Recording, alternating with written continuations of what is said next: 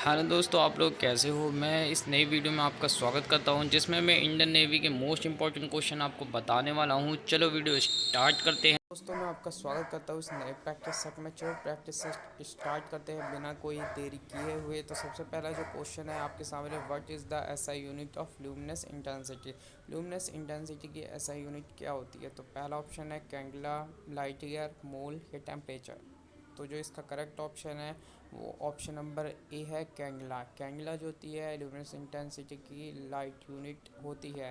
वही बात करें जो दूसरा क्वेश्चन है आपका, what happen when increasing the pressure on the ice cube. जब आप आइस क्यूब पे दाब बढ़ाते हो तो उसके जो मेल्टिंग पॉइंट पे है क्या असर होता है। इंक्रीज़ करता है, डिक्रीज़ करता है, नो चेंज होता है या बिकम्स जीरो हो जाता है।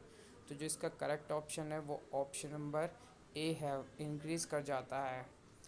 अब बात करें जो क्वेश्चन नंबर तीसरा है, एसी जो करंट है कन्वर्ट करता है डीसी करंट में, उस डिवाइस का नाम क्या है जो कि एसी करंट को डीसी करंट में कन्वर्ट करता है। Option number A motor, B transformer, C rectifier या एसी मोटर।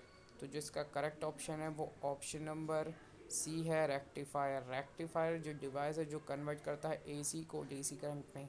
वही क्वेश्चन नंबर जो आपका चौथा है वो मैं आपको दिखा देता हूँ। यहाँ पे बात कर रहा है, what is the use to convert the transformer. Transformer किस प्रयोग में लाया जाता है। जो आपने ट्रांसफार्मर लगे देखे होंगे वो किस प्रयोग में लाए जाते हैं। तो सबसे पहला हाई टू लो वोल्टेज करता है, लो टू हाई वोल्टेज करता है, एसी को डीसी करंट में बदलता है या ऑल ऑफ दिस, मतलब ये सभी करता है। तो जो इसका करेक्ट ऑप्शन है वो ऑप्शन नंबर बी है, लो को हाई वोल्टेज में ये कन्वर्ट करता है ट्रांसफार्मर। वही बात करें जो आपका क्वेश्चन नंबर पाँचवा है, तो इसमें जो आपकी पीएच वैल्यू पूछी है डिस्टिल वाटर की, ये क्वेश्चन बहुत ही इंपॉर्टेंट है, ये रिपीट भी होता है बहुत बार। तो पीएच जो वैल्यू होती है डिस्टिल वाटर की वो आपकी होती है 7। अब बात करें कि आपका क्वेश्चन नंबर सिक्स की, तो इसमें पूछा है what is the most reactive metal. आप सभी को पता है सबसे ज़्यादा रिएक्टिव मेटल कौन सा होता है। पहला ऑप्शन कैल्शियम, दूसरा पोटेशियम, सोडियम या जिंक। तो जो इसका करेक्ट ऑप्शन है वो ऑप्शन नंबर बी है, पोटेशियम। पोटेशियम जो होता है बहुत ही हाईली रिएक्टिव मेटल है। वहीं बात करें एक और क्वेश्चन है इससे रिलेटेड मैंने बनाया है, आप देख सकते हो, what metal kept in kerosene oil. Kerosene oil में किन मेटल को रखा जाता है। Option number A sodium potassium, B calcium zinc, third mercury zinc या डी ऑप्शन आयोडीन या कोबाल्ट। तो जो इसका करेक्ट ऑप्शन है वो ऑप्शन नंबर ए है, सोडियम और पोटेशियम को जो आपका या हाईली कैप्ट किया जाता है कैरोसिन ऑयल में, क्योंकि ये रिएक्टिव मेटल होते हैं बहुत ही ज़्यादा, और जैसे ही ये एयर के कांटेक्ट में आते हैं तो इसमें फायर पकड़ लेते हैं, आग पकड़ लेते हैं। वही बात करें क्वेश्चन नंबर 8 की, ये बहुत ही इंपॉर्टेंट क्वेश्चन है, बहुत बार एग्जाम में पूछा गया है, तो इसे एक बार ध्यान से ज़रूर पढ़ लीजिएगा। इसमें एक क्वेश्चन में पूछा गया है, what is the process is use to convert the solid into a gaseous substance.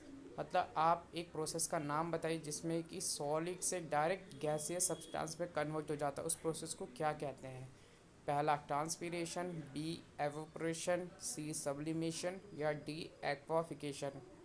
तो जो इसका करेक्ट ऑप्शन है वो ऑप्शन नंबर बी है, एवोपरेशन नहीं कहते हैं, जितने भी छात्रों ने लगाया होगा। जो इसका करेक्ट ऑप्शन है वो ऑप्शन नंबर सी है, सब्लिमेशन प्रोसेस है। सब्लिमेशन प्रोसेस का जो होगा करेक्ट ऑप्शन होगा, मैंने गलती से बी लगा दिया। सब्लिमेशन प्रोसेस उसी को कहते हैं जिसमें कि आपका सॉलिड से डायरेक्टली गैस में कन्वर्ट हो जाता है, इसे सब्लिमेशन प्रोसेस कहते हैं।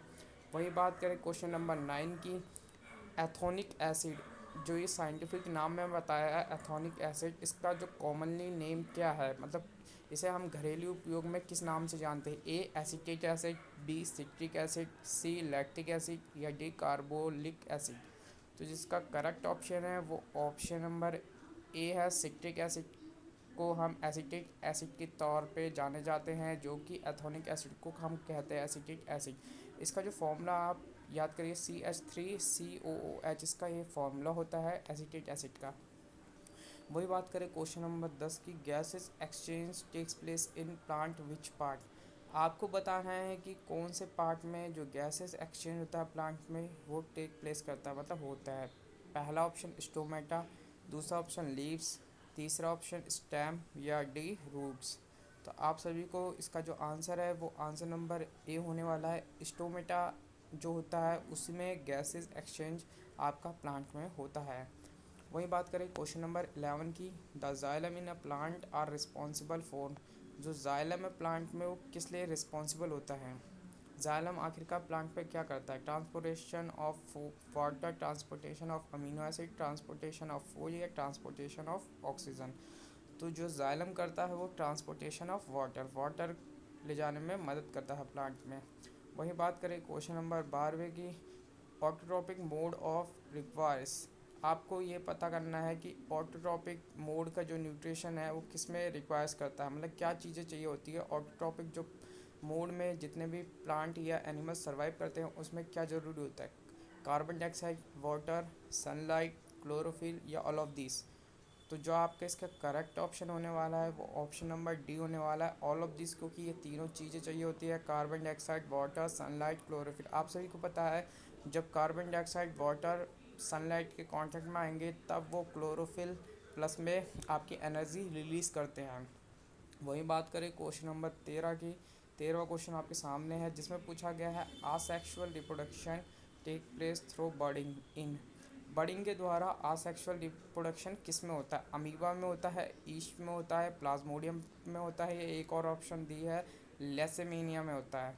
तो जिसका करेक्ट ऑप्शन हो जाएगा वो ऑप्शन नंबर आपका डी हो जाएगा, लेजीमिया में होता है। लेजीमिया में आपकी बर्डिंग प्रोसेस के द्वारा आपका आसेक्सुअल रिप्रोडक्शन टेक्स प्लेस करता है।